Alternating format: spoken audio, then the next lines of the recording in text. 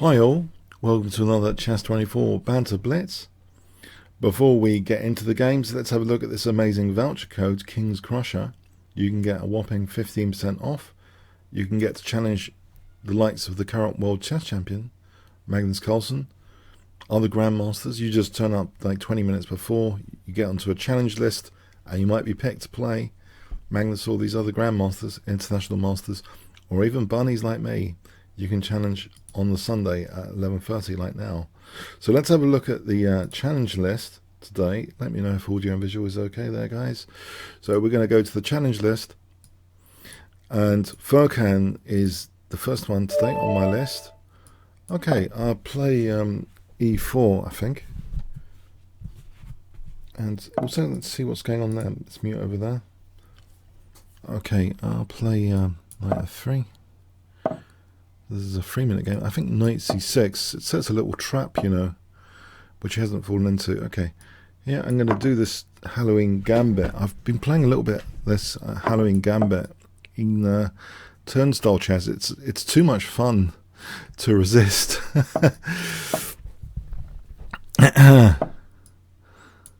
So it's a very, very interesting gambit. It doesn't just have to be played at Halloween time. So I'm looking at f7 here.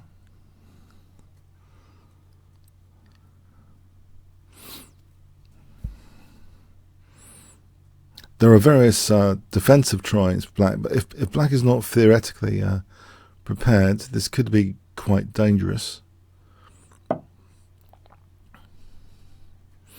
I think I'm gonna maybe bishop g5.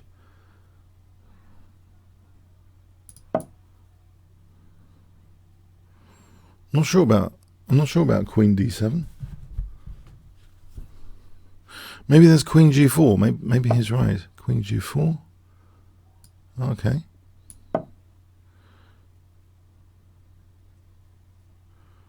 No. Queen g4, queen f7. Let's get things right. Let's get things sorted. D takes. I'm going to castle. I think my point is to castle queen side. And I think I have a reasonable position there. The black king is still in the center. This looks like a dangerous initiative, castling queenside. Okay, I think I'm going to just take that. And now maybe knight c5 is dangerous.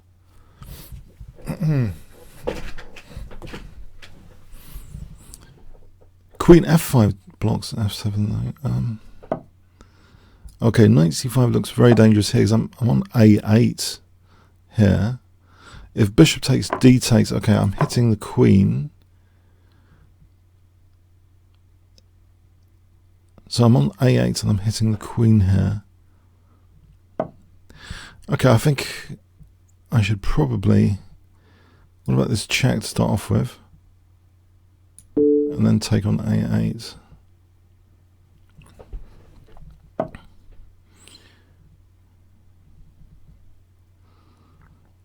Okay, I think I should probably just take this rook and hope for rook he1, and it looks dangerous for the king there. Okay, if I take on a7, he's attacking my queen.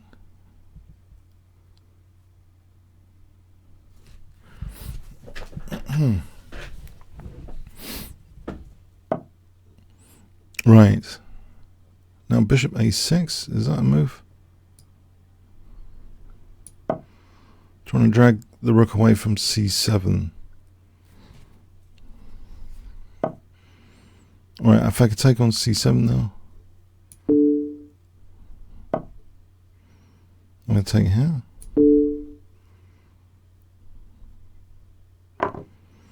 Is it the case c6 looks dangerous? I don't see an issue too much with c6.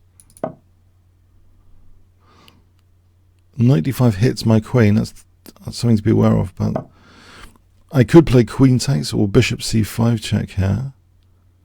Bishop c5 double check or bishop g5 double check forces the king to move. If king f8, queen d8 looks like mating.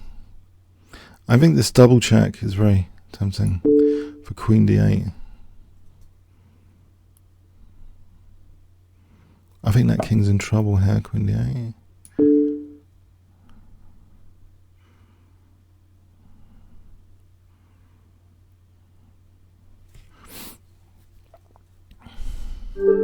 Okay, yeah, that was an interesting game. Yeah, I quite like this this Halloween Gambit a bit.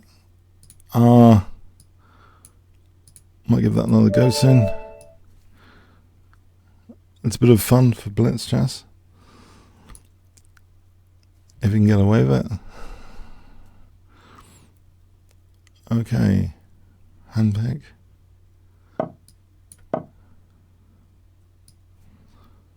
So knight c6. Play this tango system.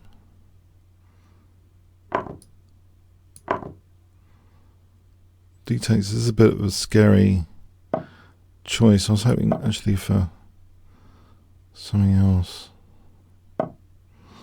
Right, that's a critical test, isn't it?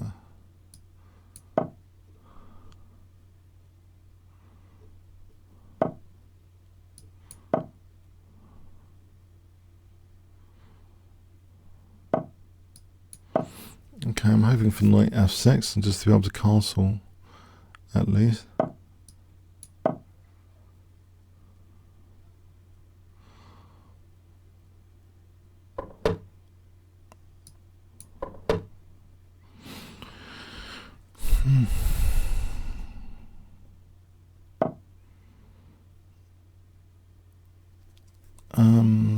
A6 on knight g4.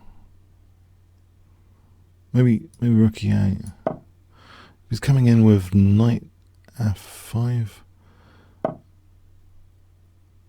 Or maybe I should stop knight d5. It could try and forcibly win a pawn, I suppose.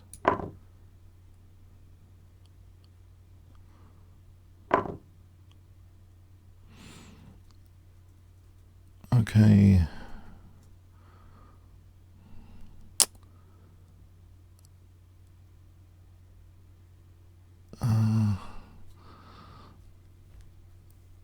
Knight e5.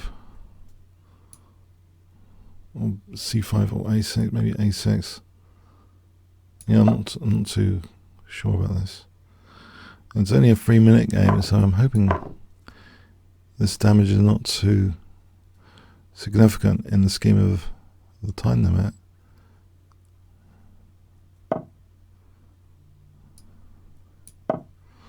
Mind you, I'm weakening d5 now. Bishop e6.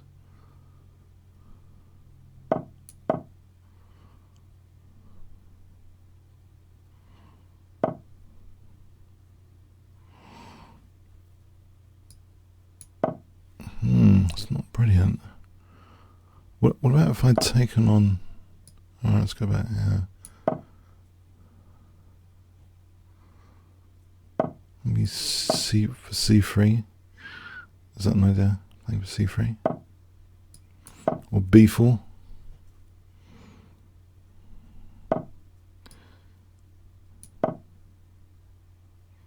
Try and keep the line closed there.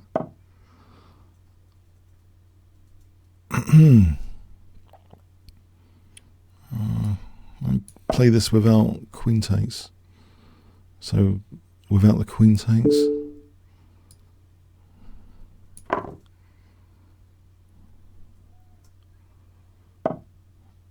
Okay. Maybe d5 here.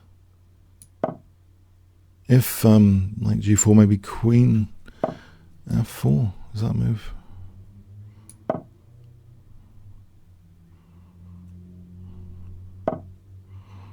Right, it's gunning for my king.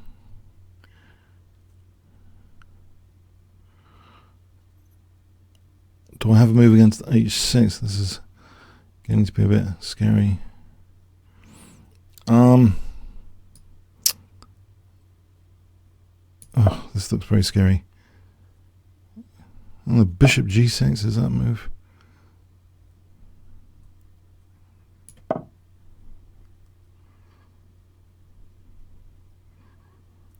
This is terrifying now. This has reached terrifying prospects.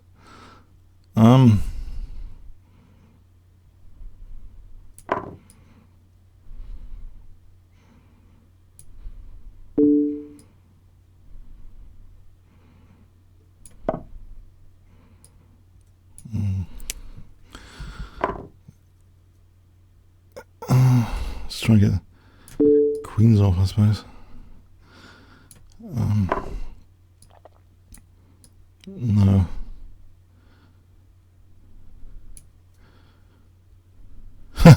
haven't got too many pieces.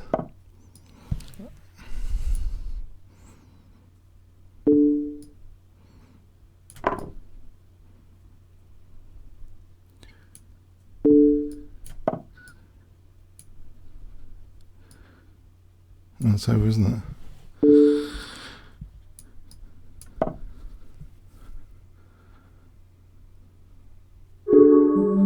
Wow, okay.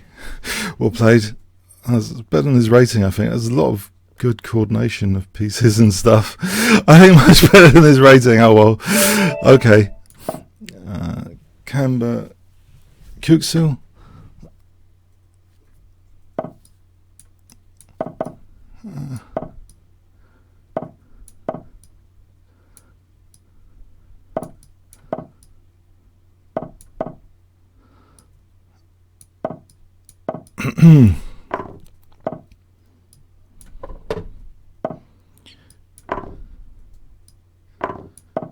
Okay, so bishop d2 or g4.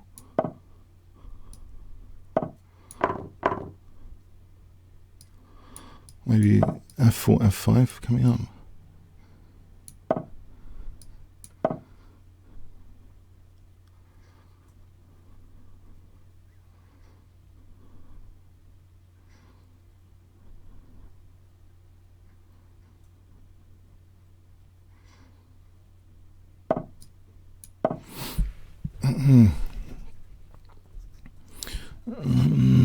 Playing for f5, f6.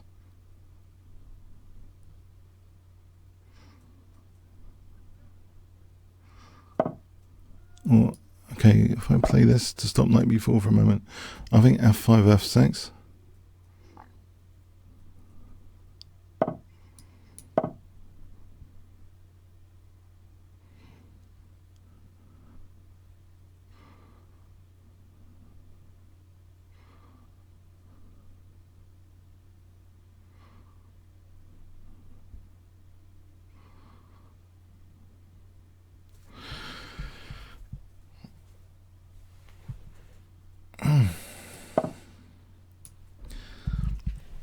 Okay, so f6 here, I think.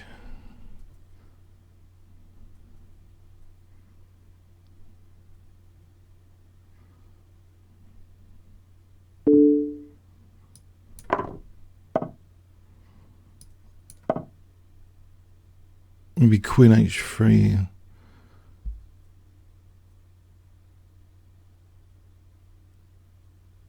Queen h3, there's, okay. Well, there's, and I think knight a4 to c5 might be something. Or queen h3 is looking, or rook d1, maybe not rook d1 for a moment. Although knight c4 is going to be dangerous.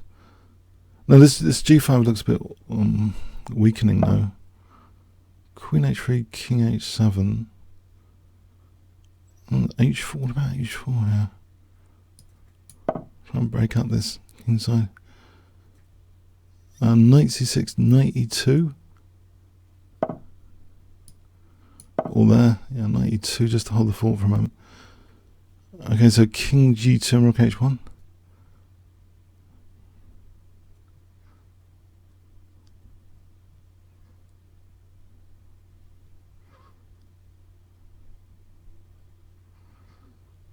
And this looks, it looks a lot more promising than the positions I had in the previous game, I think.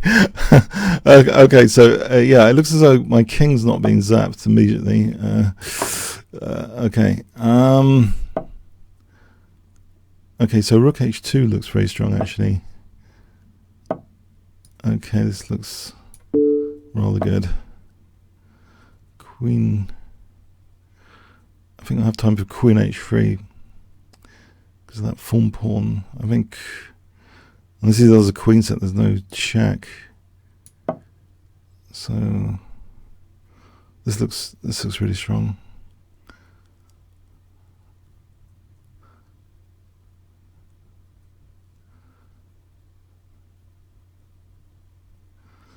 I think it looks strong.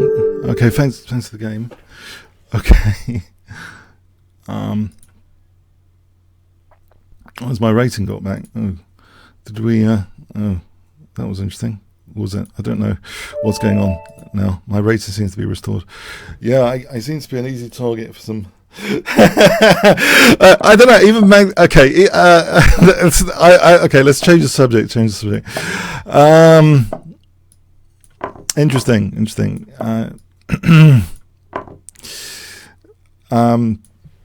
Thank you, Shelling. Whatever. For some reason, my ratings magically reappeared. I don't know. I think some people must really love tearing apart someone's rating. Yeah, playing. Not quite like 1200. Not quite. You can tell from like piece coordination, control of tactics, counterplay removal, and about 30 other skills. It's there's a lot of skills on the chessboard, even psychology, choice of opening.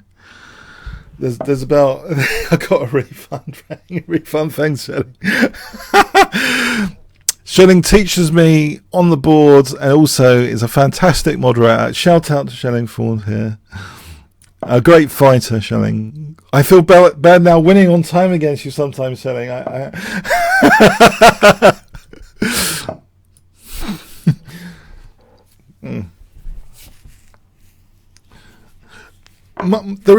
are flaws in that tango system that I do play. They are flaws, and it is related quite often to a wobbly knight. I actually did some analysis recently in the Quora answer about the tango. I mean, I said about a nice trap in the tango, and the opening was questioned theoretically. And yeah, it is a bit dodgy. I think some openings you want to sort of play in blitz more just for fun. I think part of blitz is not always playing the most solid openings. I did this bit of a dodgy repertoire. I've been meaning to sort of maybe revamp it one day. A mega aggressive repertoire for chessboard, which is now in the Magnus Carlsen Empire. I think I can mention it now, but it was very, very difficult to engine check a lot of it. But I know that the lines in practice, are quite dangerous, probably for most people, even in longer time controls for most people. But and there's an emphasis on solid openings generally. But even Magnus Carlsen himself, he messes around. It seems that the shorter the time limit, he's played some really, really outrageous openings. So you would hope that in the faster time limits, you're not going to be completely slaughtered. Having some fun with the openings, especially for someone like me. My philosophy in general for chess has been to sort of ramp up my middle game and end games, not so much the opening theory. So yeah, I'm playing some dodgy lines. I'm aware of that, especially in blitz here. But usually king safety isn't such an immediate issue. Okay, here am I threatening knight f4 check cheaper?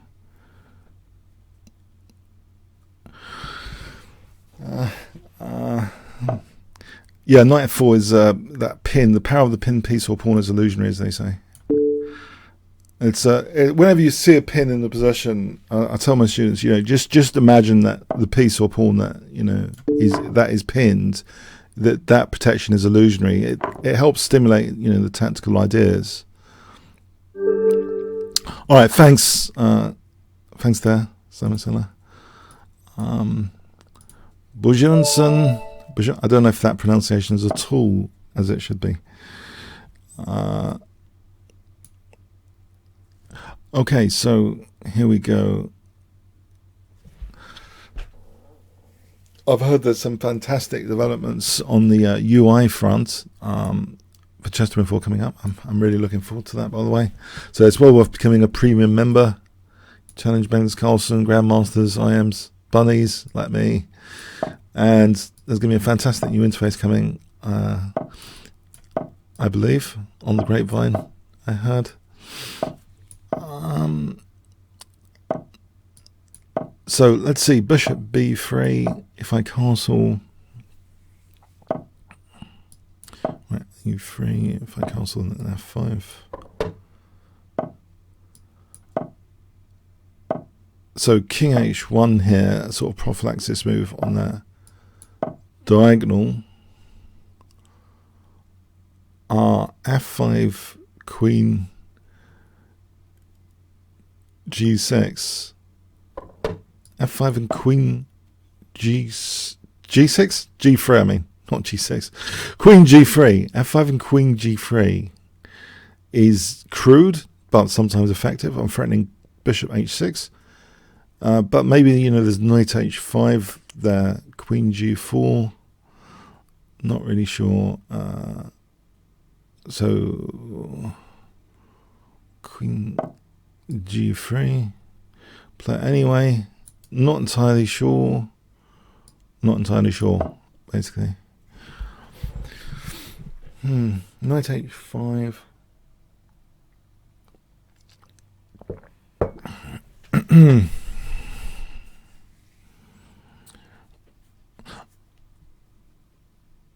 So knight h5, queen h3, and maybe, you know, maybe actually, if I go with the g pawn, you know, if knight f6, g4, g5, if knight f4, okay, I think I'm going to go with this crude g pawn idea.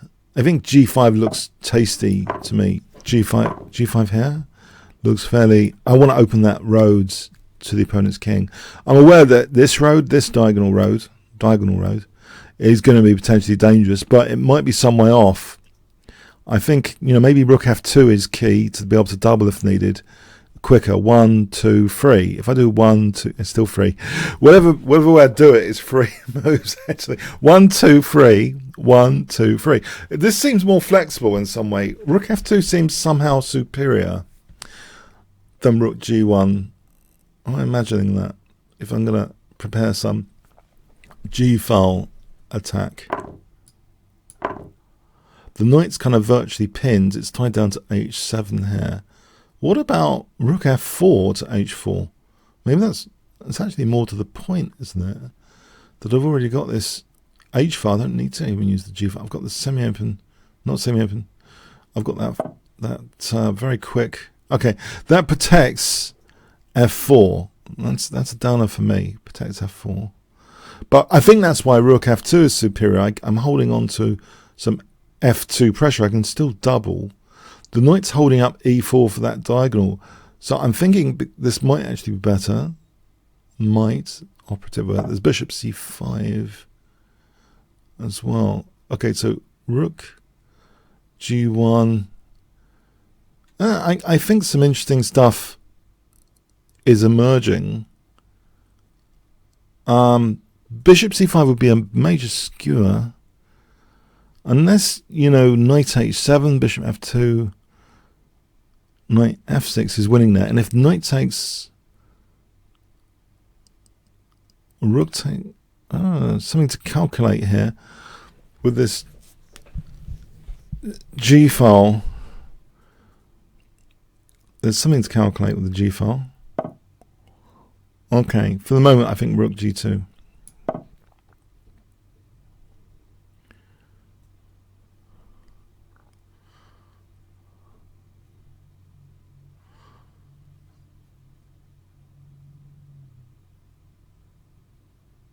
Okay, so this g-file, I'm prevented from doubling, but on the other hand, that diagonal road is also prevented from immediately being tapped into. Okay, knight takes f3 here, or queen takes.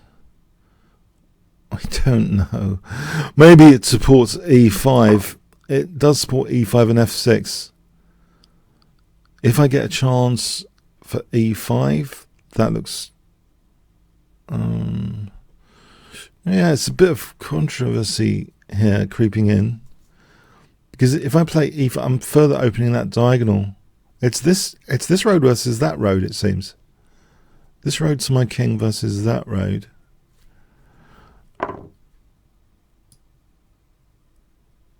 Unless I want to consider knight e4. Do I want to consider knight e4? I don't know. I don't know. Oh, I don't know. I'll try knight e4. That's also got something going for it. If there's f6 on the cards, off the knight takes. So I think there's f6 here on the cards. If g6, there's rook g6 mate. So that pin pawn. So I think f6 is on the cards. Okay, so doubling he can just take, but it looks as though my threat here is f6.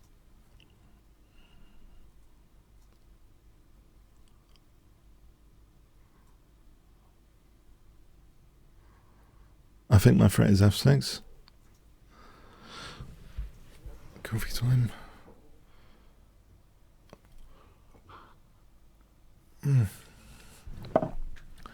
Okay, I'm going to go with f6.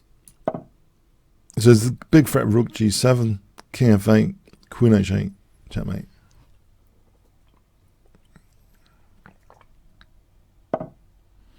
Aha! But now I can double. There's no bishop takes g1, right?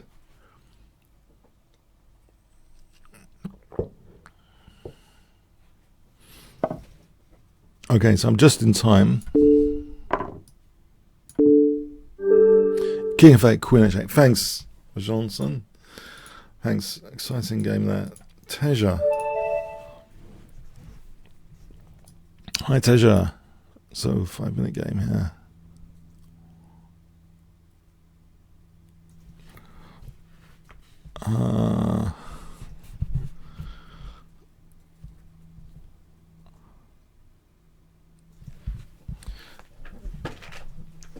Yeah, I think there's like a number of skills in chess. It's not just opening theory. I mean, there's all these like, hundreds of them basically coming together. I think when you try and improve, I think you've got to sort of look at your virtual chain of, strengths and weaknesses, and in balance try and sort of evolve that to another, relatively strong chain. If you've got something really letting yourself down, there's this book called Goal, which has become a classic.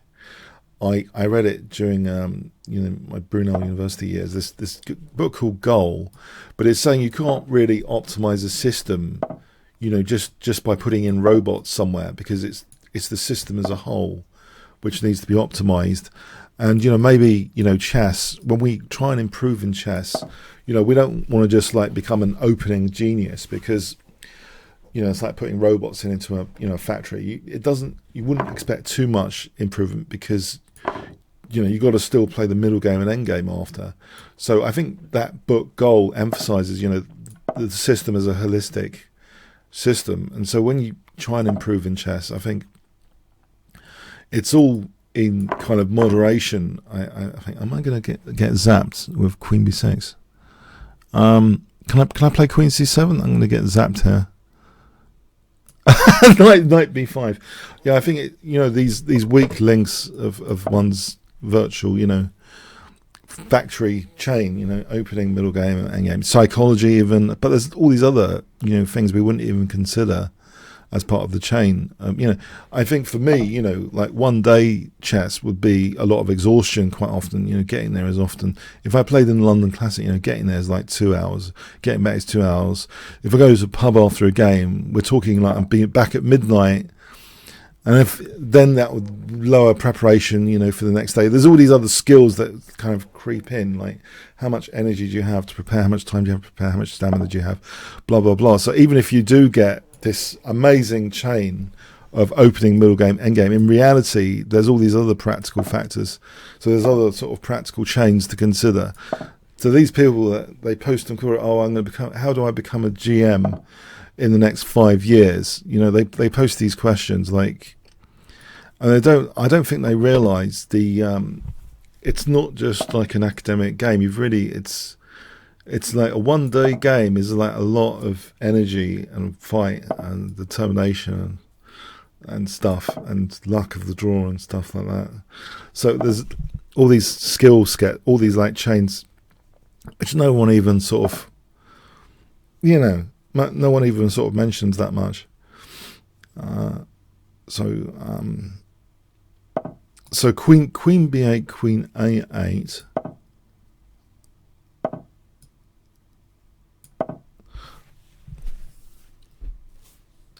Knight d7, knight c5, or what about rook d7 and double the rooks? But yeah, I think that book goal's kind of very interesting. Just to see one's chess in a sort of holistic way, like what strengths and weaknesses might exist. But I think you would have to sort of prototype that to find out what else is missing. If you actually go and try and play, rigorous tournaments, you find out what else is missing, what other skills and stuff. So I think it's a sort of iterative sort of thing. To sort of see what the issues are, because it's very hard to sort of, and you might have unique issues. I don't know. So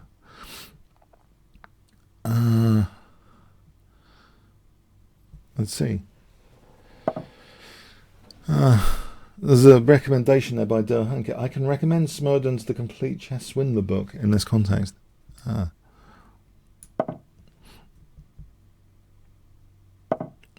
So I've been doubling these.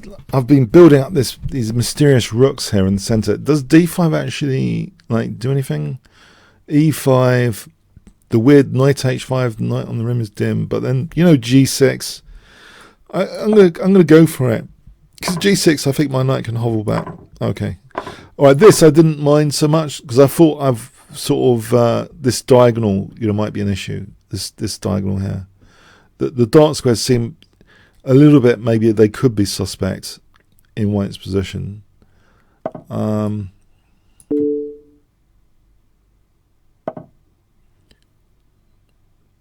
not. G6, I'm just asking to be sort of murdered on dark squares, aren't I? Bishop C4 is sort of interesting. Where does the queen go on bishop C4? Do I just win material with that? Because where does the queen go? Because there's rook takes d1. If rook takes d7, bishop takes e2. Yeah, I think this is actually an interesting forcing move. I'm not sure about this. Things have sprung into a coordinated tactic here. Bishop c4. Rook takes d7, bishop takes, rook takes d8, queen takes, rook takes e2. Now queen d1, rook d2, I've got a back row issue, or have I? There's bishop f8 after. If I take here, check, there's bishop d6, h6, rook f8, king h7. I'm not sure about that back row issue. So I think I'm going to take the queen here. Let's have a look at that again now. And that's forced. Look at this again. Queen d1, rook d2, queen f1, rook d8, bishop f8, bishop d6. Is it worth the hassle? I mean, I don't think in a practical sense, is it really worth the hassle of queen d1?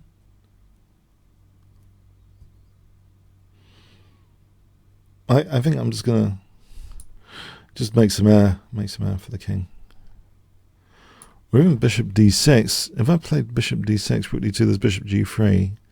If he plays f4, I think there's queen c7. Maybe better is just bishop d6 here. I know I'm walking into this pin, but bishop g3 is check. Now I think air for the king. Alright, so I get this check and just get my king off this. Just, I don't know, maybe it's better here. Okay, so the knight and rook, I can immediately win a pawn here with this naughty check. Take out that pawn.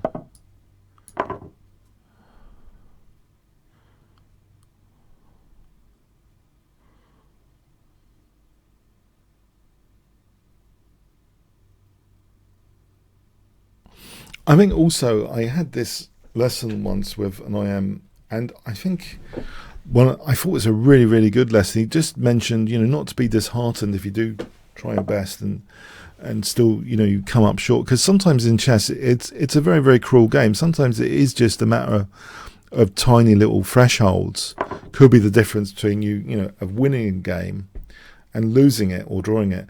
And if you sort of forget that or don't believe in that, I think it's almost as if you just couldn't peek around that particular corner because you sort of gave up. And so maybe, there's an element, you've got to have that determination to sort of think, well, maybe with a little bit more, I could have, won, blah, blah, blah. I think chess is such a cruel game, and also the resourcefulness, on the chessboard, even if I think the most painful thing if you're winning, but you've got to keep a handle on that, I think. I think being tactically resourceful is definitely part of the toolkit for either swindling or winning. I mean, so when you sort of have a fantastic positional game and you get swindled tactically, I think that's definitely part of the chains. The check here is a good tactic, right?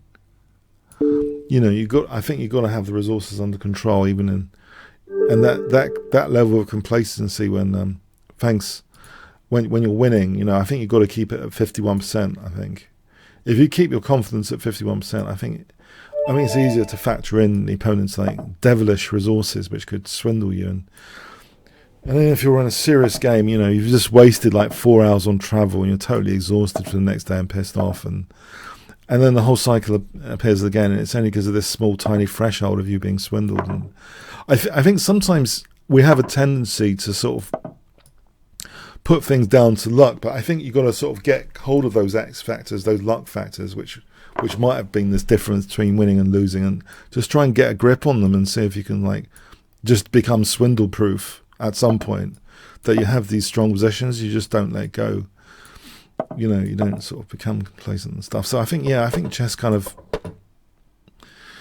if I did take it serious, my heydays for FIDE games were in the 90s, because it was very convenient for me to play in the Lloyd's Bank Masters.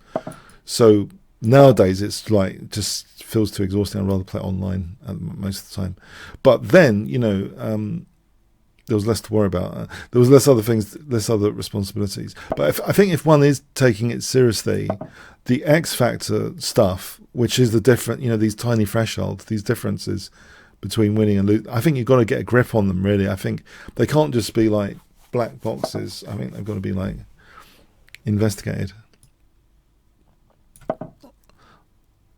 So here, like rook c1, knight g5.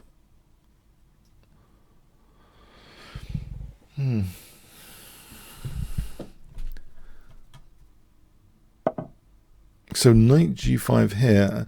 This is there's actually lines which give black a fantastic advantage. This is one opening hang up I think I should probably eliminate from my repertoire. I've had some disastrous Vienna Gambit games where people have simply damaged the structure, plonked a bishop on b6, and for some reason I've been expecting more to it. Maybe John Nunn played this Vienna Gambit with some success in some games, but I think there's a reason why it isn't that popular. There are black's often getting a fantastic position quite easily. I think that's the big.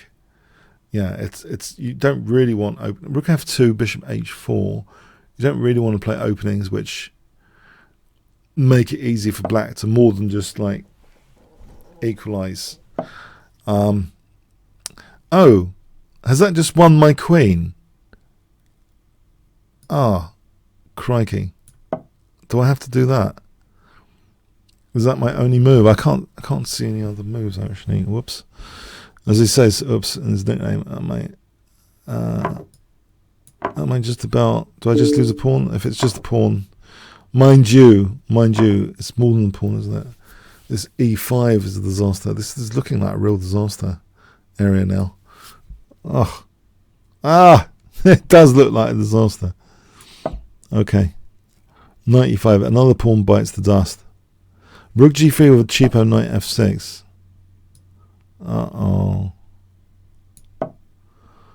Does not look good. Two pawns.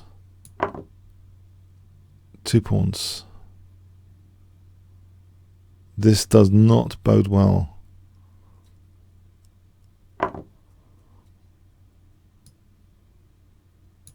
So can I double and then knight g3 to f5?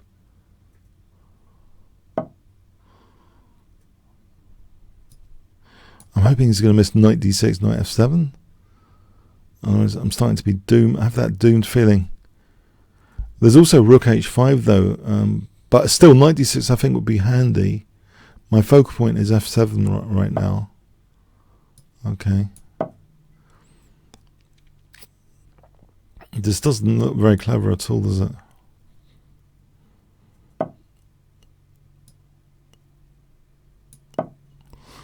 So how do I swindle this? Is it swindleable? Try and cause some structural damage. There's an inroad here. I think he's released that a5. I've taken that little opportunity. If that's an opportunity to be taken. For this inroad. Maybe, okay, there was a, rook b1. There's also, all right, there's that little inroad to the opponent's position. Knight d6 to f5 looks at g7, but the knight's holding g7. Here, it's getting a bit dodgy, isn't it? Because there's rook e3. I still, maybe I still go for that. Rook e3, king g2. I'm still looking for the knight f5. There.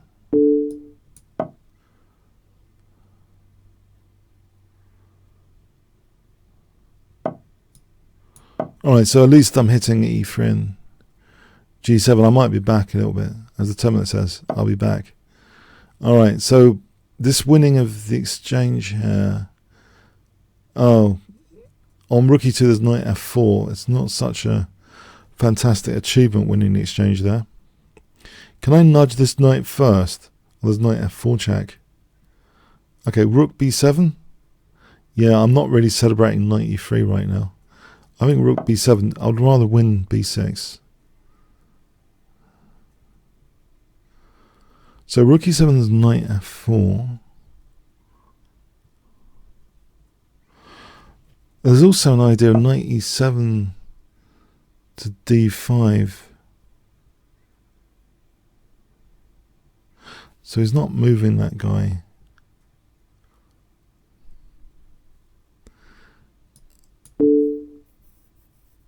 Can I get this? Does that improve the position at all? It probably doesn't. Hold on. There's knight f6. No, there is a slight difference. There's knight f6 here. But this other rook's planning on coming down. It's going to make me... I'm keeping this knight out of f4, but there is also knight f6. Okay, so I can snag this pawn. And we go back here. Okay, stop the use of...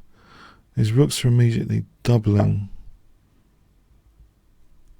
Can I pin that knight before it does anything too naughty? Like make my king. It's reassuring to pin that knight.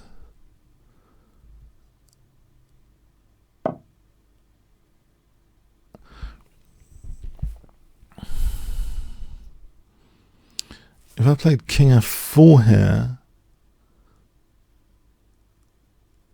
there isn't yet rook e3. I'm covering f4 and e3. There's rook h1. Could I do better here? Let me make it some sort of run for it with king e4. So rook here, rook e2, rook h3, king e4. This isn't ideal, but it's an escape route. If I get to e5, I don't think I'm getting mated that easily. En route, I'm protecting g4. So rook h1. I'm hoping this move, rook h3, king e4. Unless this is getting well dodgy. Why didn't I take this knight? Uh-oh. I can still take that knight. Why don't I just take this knight en route? Please tell me I'm not getting made, am I?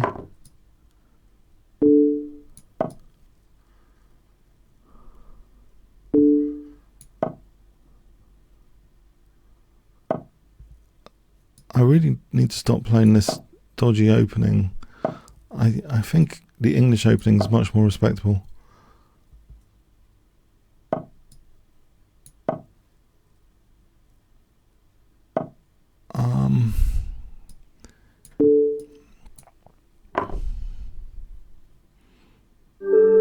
Yeah, no, I don't like this. It's a bad habit. This opening is a terribly bad habit, this Vienna game thing. Oh, okay, thanks to the game, yeah, crushing me. Okay, here we go.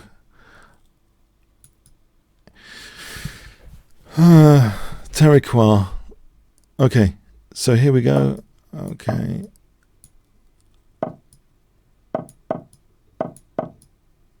I think sometimes I'm playing these openings which some of the time they have a fun position, some of the time they have a lost position. I think that's the nature of a dodgy opening, really.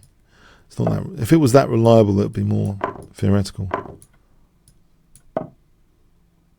So if I castle and bishop g4. Alright, this looks as though... Can I not take that?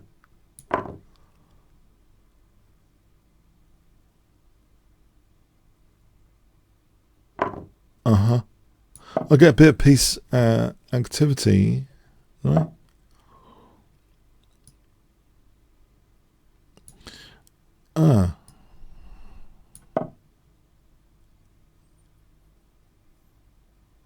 Alright, knight f5 has knight g3 as an idea.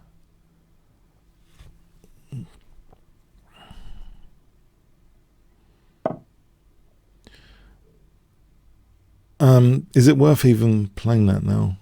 Maybe. Just knight g3 is a threat. But I think it might be a useful move anyway. If king h2, bishop f2. So what does white do? If g4, there's knight h4. If queen f3... Alright, that's running into knight g3, isn't it?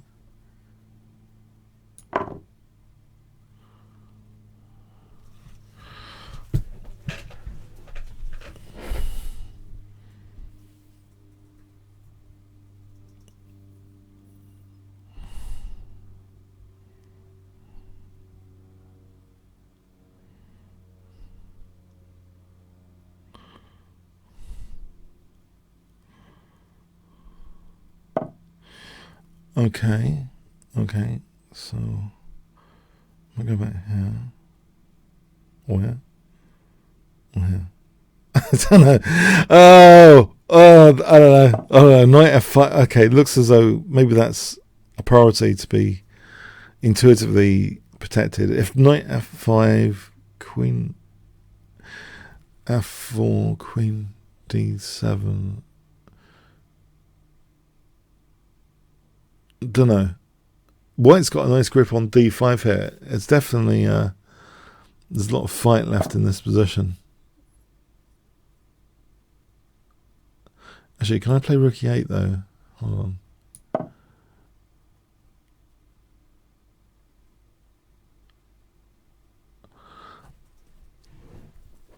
Also, maybe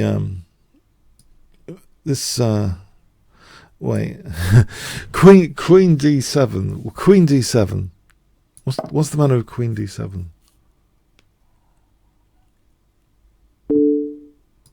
Right, it's giving me that file for a moment. That might be a bit dodgy. It's giving me that file for a moment. I like queen f5.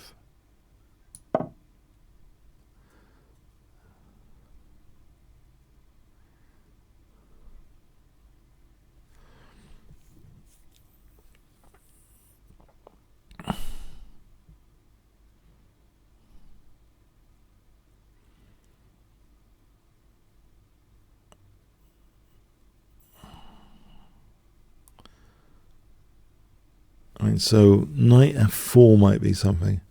Actually, this is emerging.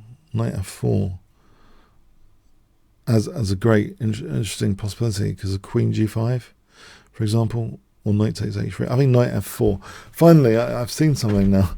Yes, this wasn't apparent before. So knight f4. Okay. Well, here. There's no bishop d7 here. Just take.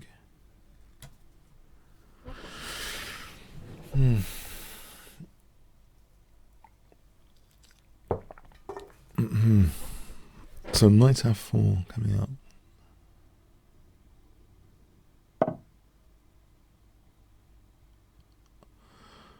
Alright, there's queen f2 here actually. There's a bit of a disconnect between d2 and f2 there. That's a common killer square. Queen f2. There's rook e2 after.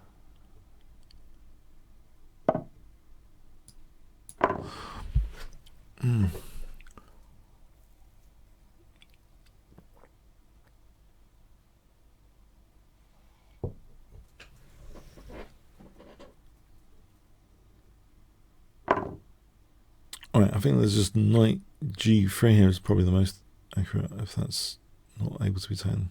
Right, thanks, Tarek. Okay, interesting. Okay, so Yon 606.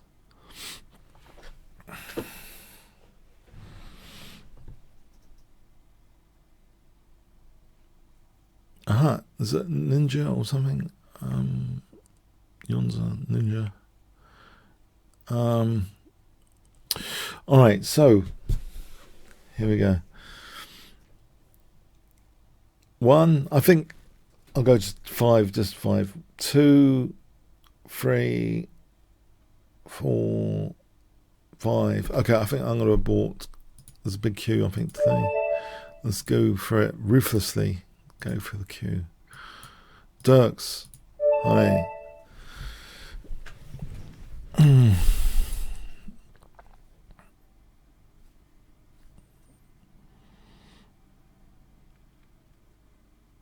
Or is there a big queue? Should I? Yeah, I think there's there's some scrolls up there. Yeah, okay. Dirks. Okay, here we go. Come on, Dirks. 1, 2. Okay, here we are. Here we go. Ah, no! I didn't mean to pre-move. I should wait for the opponent's move generally. That would have been bad. Oh.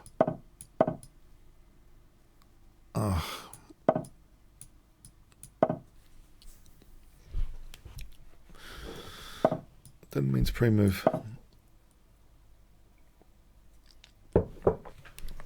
So d6, a6.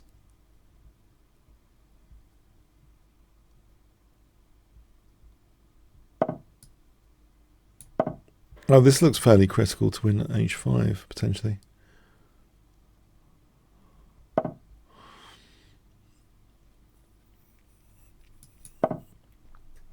Bishop d7, queen c8.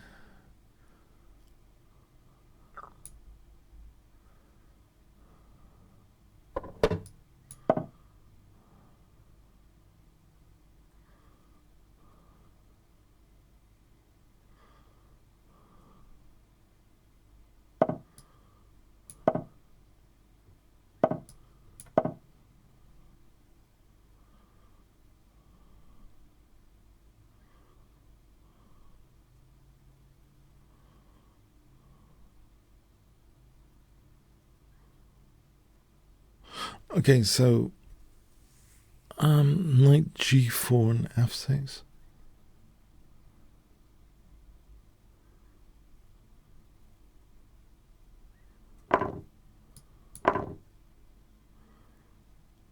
So rook g8 and knight f4.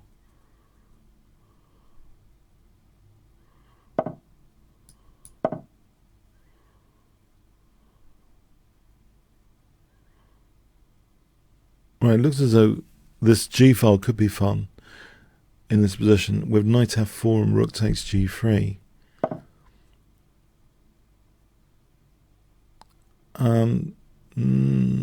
Might not work though. Is f5 helpful? Or f5 or knight f4? No, I don't know. Actually, no, don't know. Okay, could try this. Bishop takes and knight takes h4. Knight f4. Oh, actually, I think there might be something in store here. Knight f4.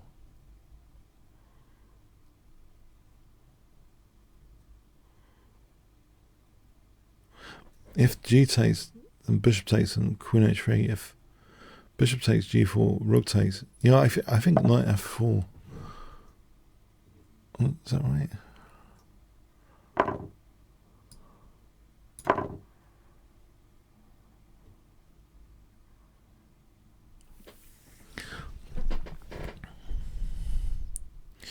Okay, so I'm threatening rook h4 here, aren't I? G takes, queen h3, king g1. The knight's holding g2.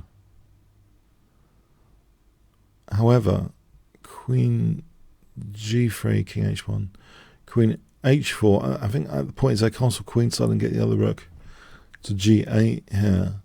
So I think that makes rook h4 rather dangerous with this idea.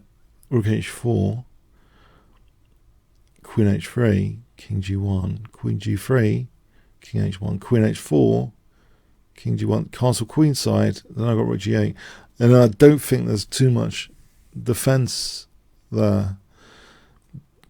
Something else to look at is taking now rook h4 and then queen h3. Is there queen f3? Alright, here I think it's simply the case of rook h4. Or is it knight h4, queen h3, king g1? There's still the case of queen g3. The knight's holding g2, but there's still a case of, queen g3 to factor in with getting this rook to g8. So queen g3.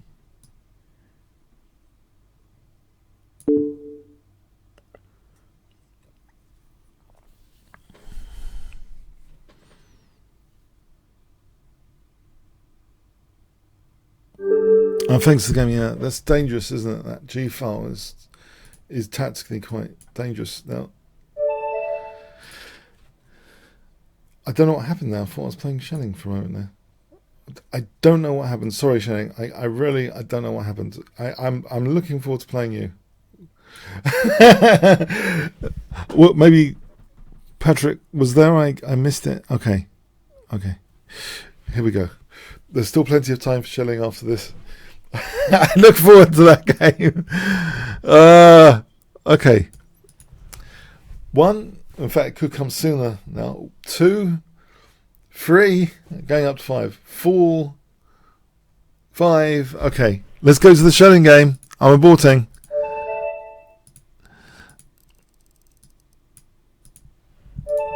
Okay, I sometimes wonder, the English Open, I think, statistically, in terms of win probability,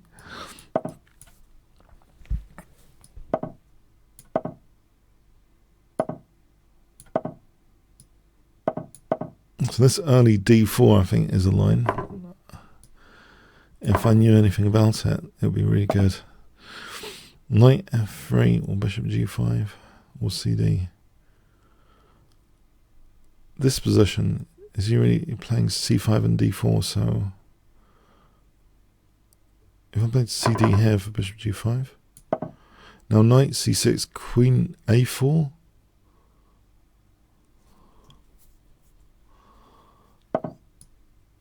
And I don't know about maybe rook d1 and knight f3. I don't have to castle queen side. I could play rook d1, then Knight f3. I think castling queenside is, in general, dodgier. Is there a small... I'm hoping just for a small positional edge. And if I played just bishop f4 here... giving up the dark square bishop, I don't know about that. Okay.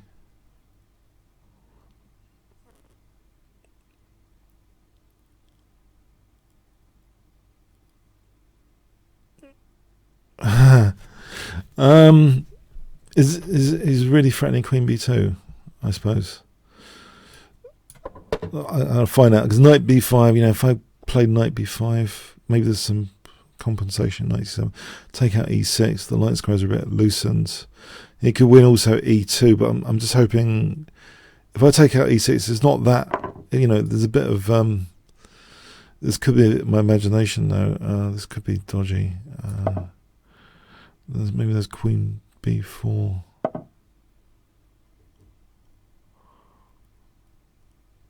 Okay. I thought taking out that bishop was something. It might not be anything. And then bishop h3 after. It might be something. I don't know, actually. Okay, it's too complicated for me. I'm hoping it's something. Otherwise, it's just pawn down. Okay, so knight e5 is coming up with... Right, if there's knight e5...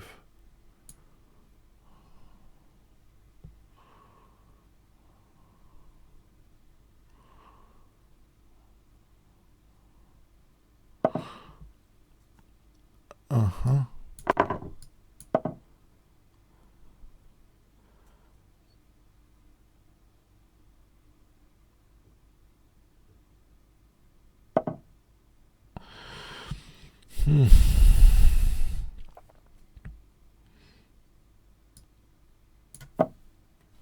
Keep it around. Maybe e4 is something to try and loosen the light squares. I've got the bishop without the counterpart. Maybe another pawn sack, e4.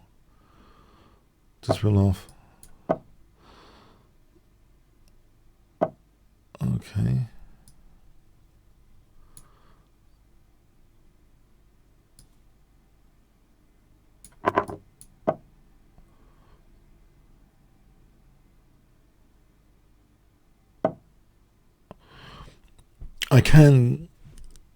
Can I not get a pawn back with taking and rook c5?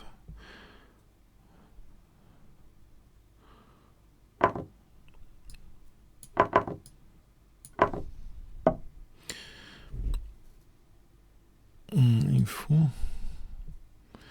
Or is d4 too dangerous?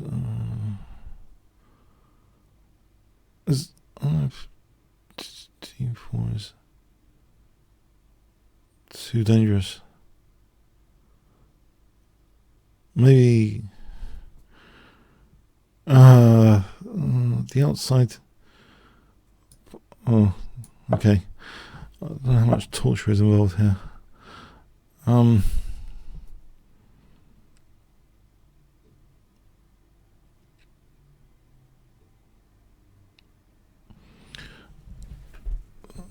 Do I get a sort of draw by perpetual? I would hope. If he doubles the rooks, do I not just perpetual? Because otherwise it's going to be a rook f7, rook f2. I'm hoping that's a perpetual. Oh, crikey, no it's not.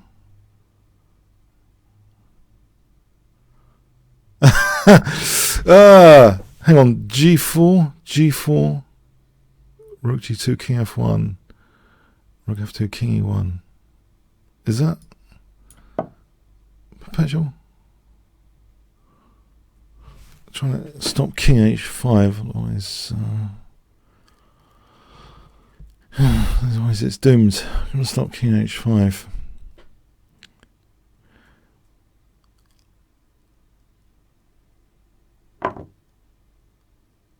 Oh. There's grovelly now. Okay, it's grovel. Thanks.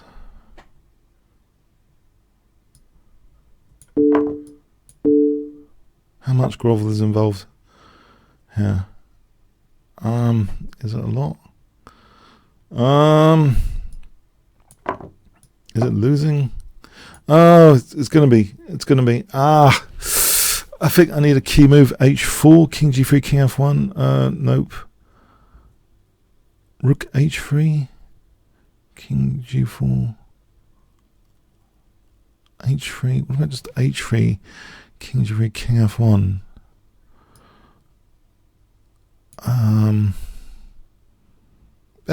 King F3 looks really scary. Although, his check, I've got King H2. Oh, maybe I. No, I don't know. This looks very scary.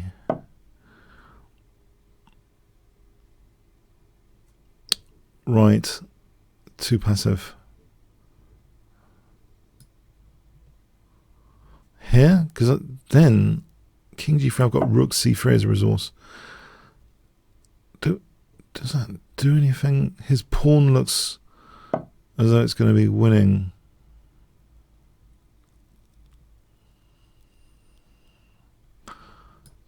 Where's the king go?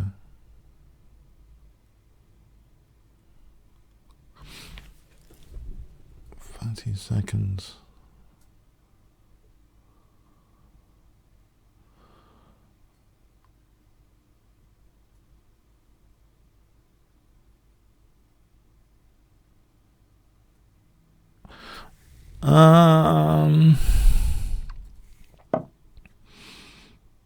Okay, I can at least get my own pawn, or is that another way of losing quickly?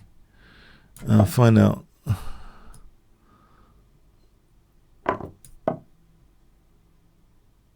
$20 seconds anyway. It doesn't bode well.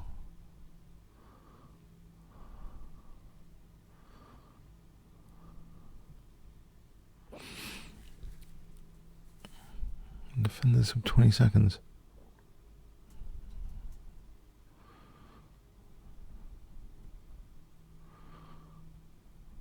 I need pre-moves. How can I defend it with 20 seconds?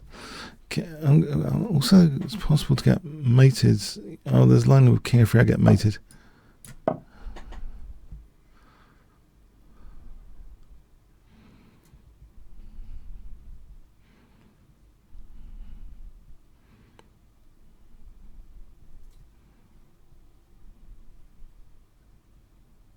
He's got Rook G2 if he wants.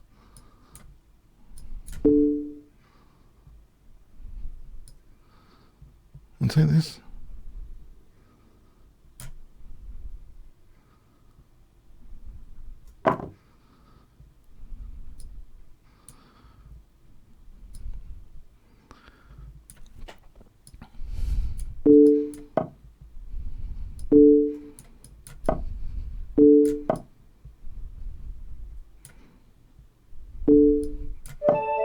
Yeah, so I thought it was doomed.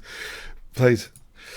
I was lucky there. Oh no, anyway, yeah, I'm sure I was getting done over there. Okay, Martin.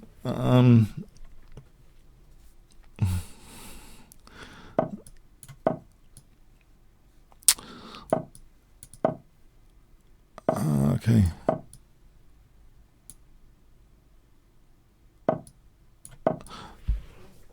The only thing I think maybe I should point out is I wanted a little bit of hope to have my own pass-pawn. Otherwise, it's very miserable if you don't have your own pass-pawn potential. If you can get your own pass, even if you have to sack another pawn there, maybe it worked out there anyway in that quick example. But I don't know from a theoretical point of view.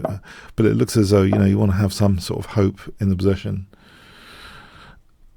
In those end games, as the end games approach, the king, if you look at Capablanca, his king becomes active. He sometimes even sacrifices a pawn. There's a classic game against Tartakower, which I think everyone should know about. for rook on the 7th and active king. He's sort of pretty dynamic about it. Sacrificing a pawn to get a sort of rook on the 7th and active king.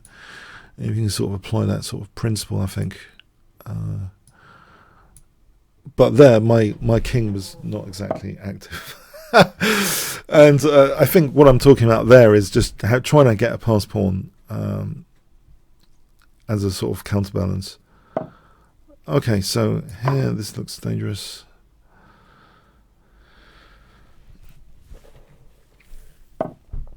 Okay, is bishop g4 playable? It's supported by the knight on f6. So I suppose it's a sort of move. That weakens dark squares, that move. So knight h5 coming up should have more bite to it, those weakened dark squares. So knight h5 and knight f4.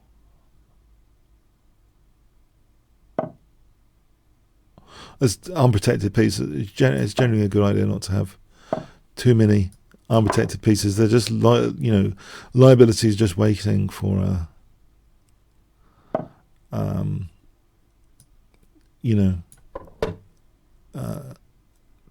trouble.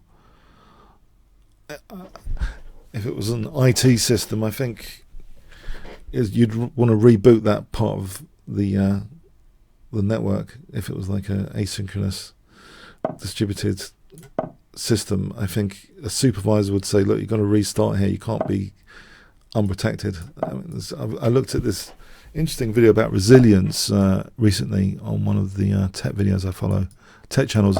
So I was wondering, can asynchronous and supervised model apply to resilience on the chessboard? And so I was trying to bore my brother with these strange metaphors, and I thought maybe when you got your possession and you've got an unprotected piece, just stop any maybe active operations and just take the time to sort of restart in a way that so you don't have an unprotected piece liability, because I think they tend to accumulate those liabilities if you have unprotected pieces. I think that's a major way people under a certain level they lose, because they have unprotected pieces. If they took the time to sort of make sure your pieces are protected, there's less scope for kind of being mashed up sometimes. F4 is F4. Okay, I'd rather lose the exchange here and keep F4, but I think he's gonna take on F4. Right, so I got this rook H5, and then I am losing a pawn there. That's a shame. Oh well. Alright, I've got an active rook. I've got this diagonal over here as well, but I'm losing that pawn.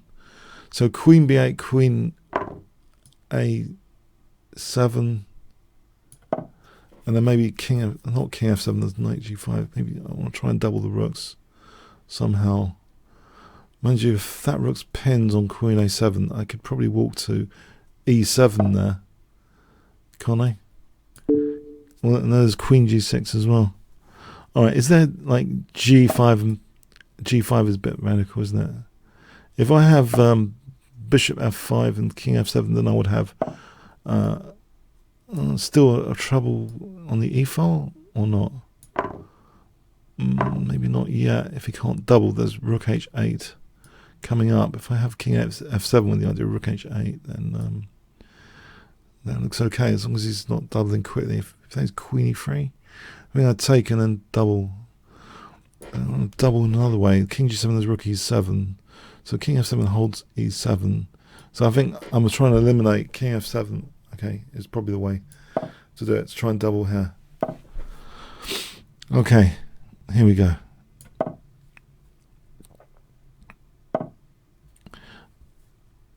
So queen d4 looks dangerous. Queen d1 immediate threat. Queen d4, queen d1 immediate threat.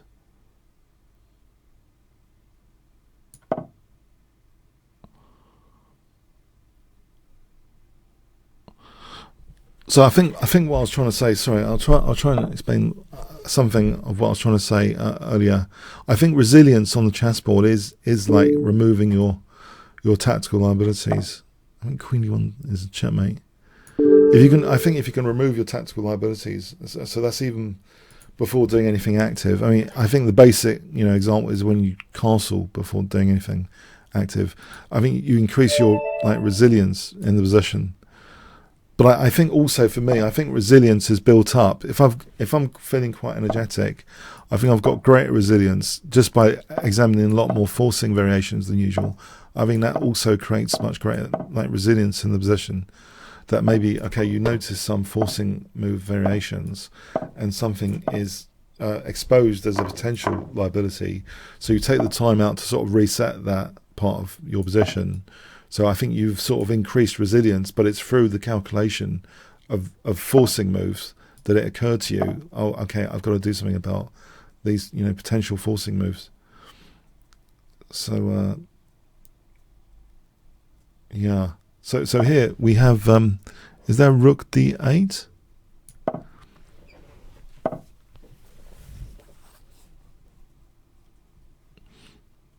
Okay, so what's going on here? This looks like a very strange position.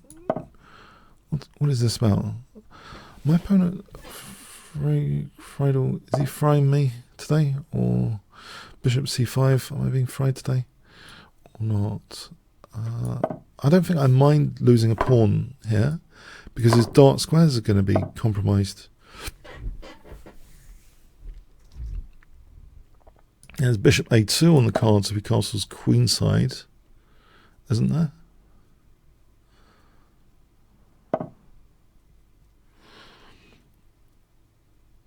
This looks peculiar.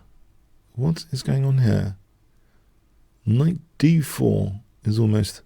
If I had my rooks doubled, knight d4 would be fun for d3 after.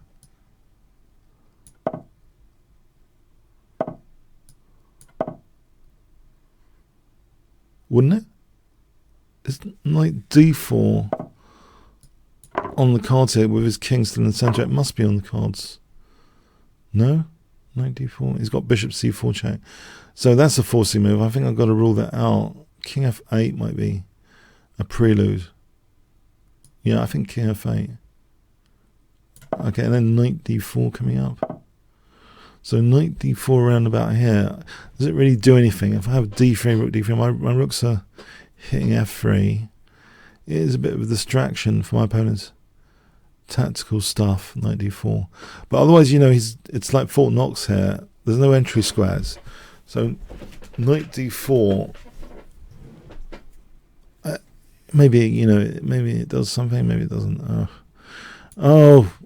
Maybe he's got bishop g5 after. Maybe I ignore bishop g5 and play d3, as mentioned. Okay, here we go. His king's still in the centre.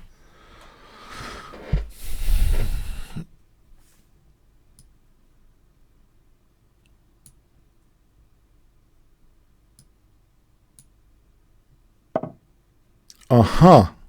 Well, there's b5 here. If queen d1, there's knight f3. b5. Because I'm heading for knight c2, knight e3, queen c5. That looks dangerous. Is he actually playing queen a7? Or maybe there's something on queen a... Well, there's just knight c2. I think b5 here looks good. There's bishop b5. There's knight f3. There's knight e2 to factor in. Knight f3, king f2, there's knight g4. Well, there's other good stuff. There must have been a point to queen a4. I'm not seeing it entirely.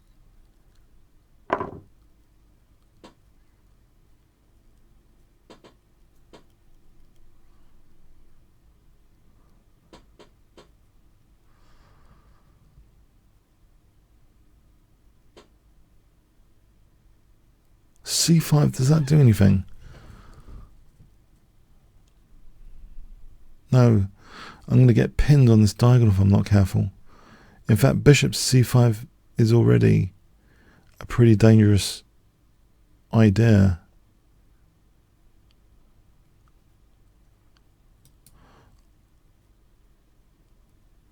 might be worth playing this just to take out the dark square bishop though. So hitting the queen, then knight c2 to take out the dark square bishop. If I can take out the dark square bishop, I could have fun on the dark squares. Somehow, g4.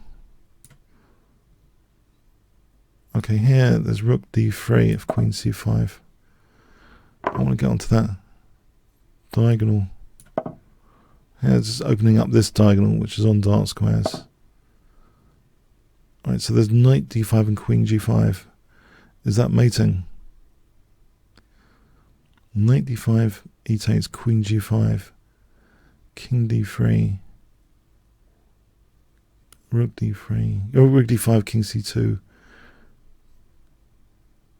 There's no other way to play that.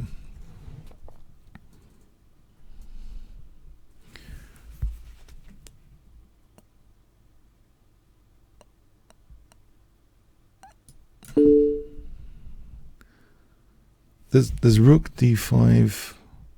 He can stop with rook h5.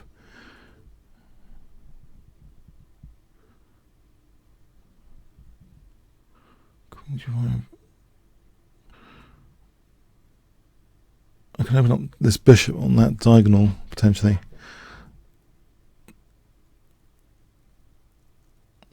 That rook h5 seals against queen g5. If I'm going to play queen g5, oh, queen g5. As king ends up on c2. I can't see much beyond that.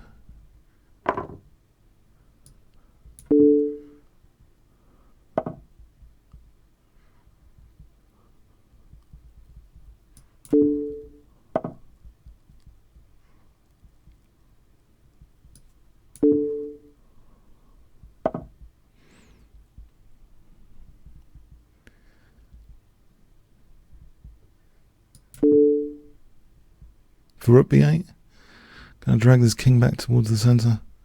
Rook b8 might be fun. I'll take here.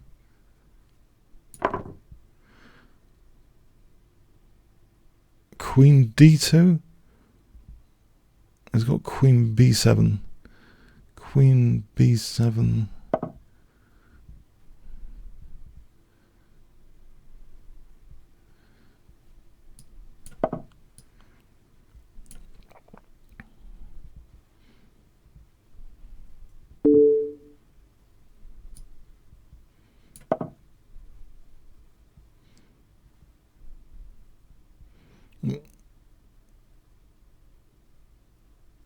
Bishop b5, king f7. Oh no.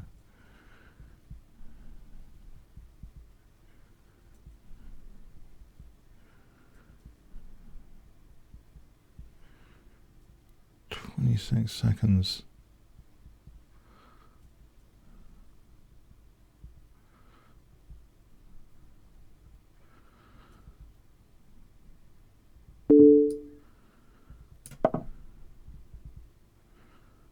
"24.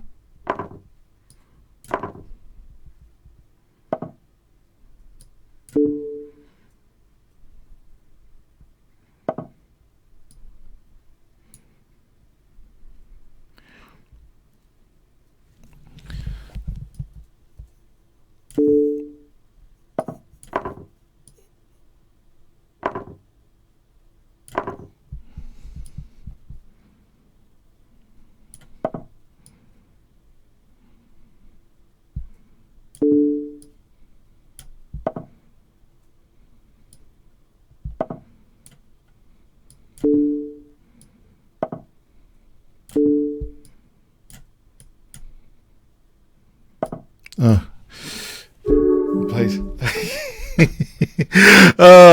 Oh, wow, that became mega complicated. Well beyond anything I could hold on to. Well played. Yeah.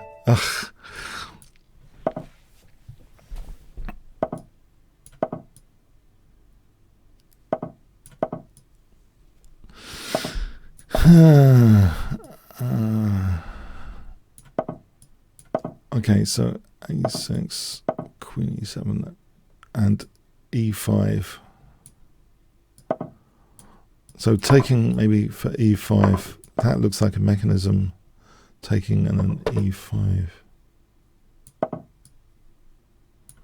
Familiar one from somewhere. Slav structures, taking and then e5.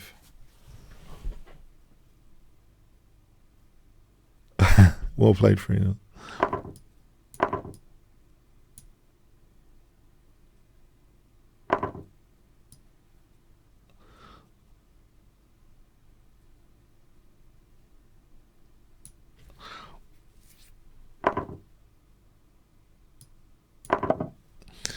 Knight g4 here. No, this is castle. It's castle. Active operations after. Can't think maybe. Knight g4. How about b5 and bishop b7? No, nope. Okay, this one for b5. There's a knight d5 coming up. Unless bishop g4 here, it looks like maybe a no-brainer. Or no, it is. There's queen b7. Okay, it's an issue. Oh, it's bishop g4. If I'm just gonna. All right. b5 and bishop b7.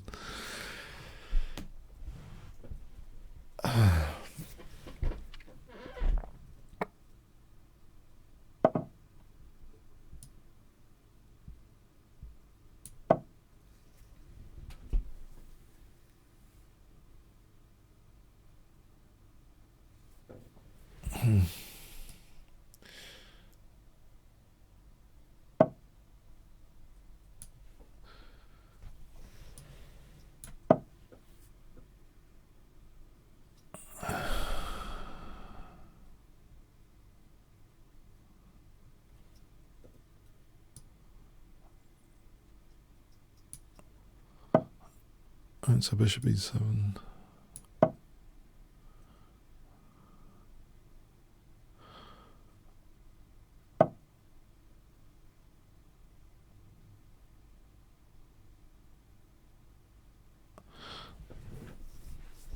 Oh, I don't like that pressure. Can I just get the queen out of here?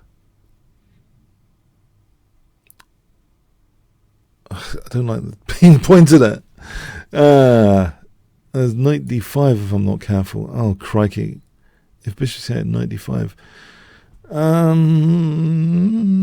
c6. c6. This is poxy. Rook d8. Rook d8, then bishop c8. This is poxy.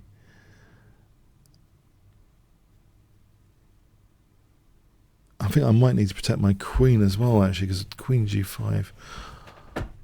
Oh, there's a few issues there. All right, I can't. Yeah, there's a few.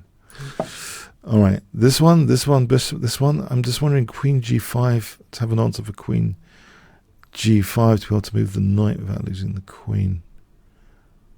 Maybe queen g5, knight e4. All right, so bishop c8 here.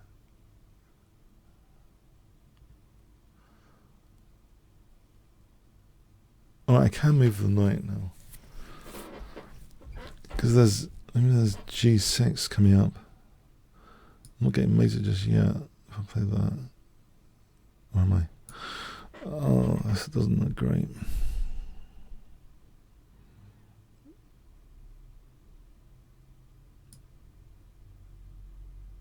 Oh, crikey. Crikey, I don't know. g6 for knight. h5. Oh, just blunder the piece. Yeah. Okay, could have just taken on f6. Yeah, that's a slight weakness in the last move.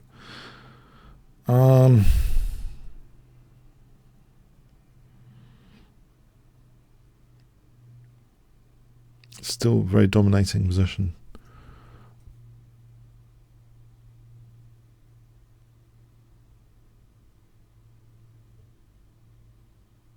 Bishop b7.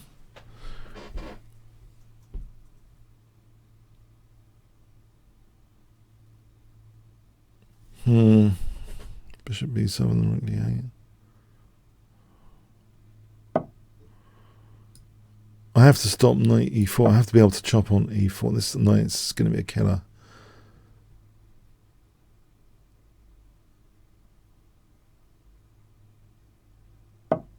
I think let's take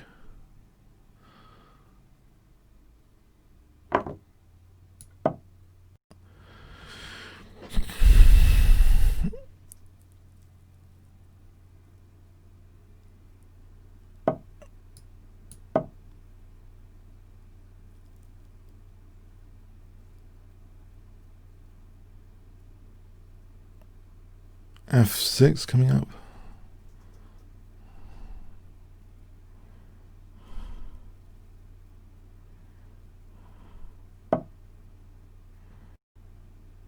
Okay, can I play f6 here? I end up protecting a6 if that's an issue.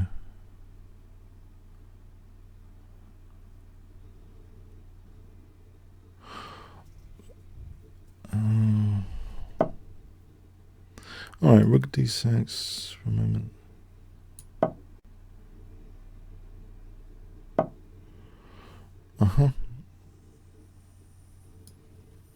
Maybe I need f5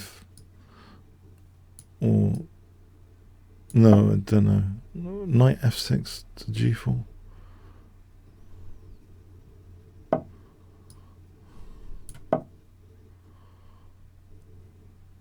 So g4 and then queen f6. That looks like something on these dark squares. Or knight g4, queen h4. Okay. Maybe not knight e4, maybe there's rook e4 coming up. Can I try and calm down on the mouse? Mouse, behave. Okay. Alright, so maybe this knight e4 needs entertaining. If he's got rook e4, some horrible tactic or not. Alright, knight e4 here looks reasonable. Okay, so I can threaten rook e6.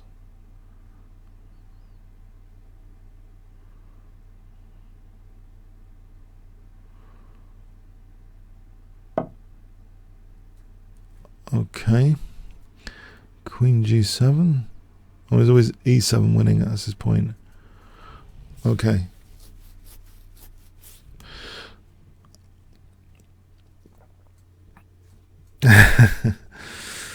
Okay.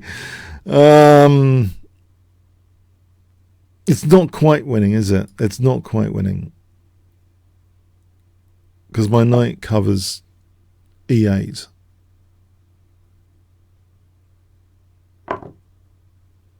Oh, crikey. Can I do this in return for rook takes and then takes to unpin the pin? The pin, unpin the pin.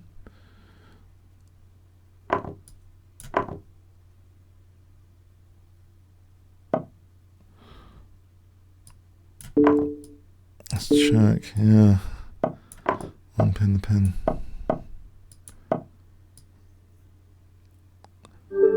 Oh, yeah, I didn't see that tactic actually. I really didn't see the tactic. Yeah, so I'm just trying to unpin the pin. Okay.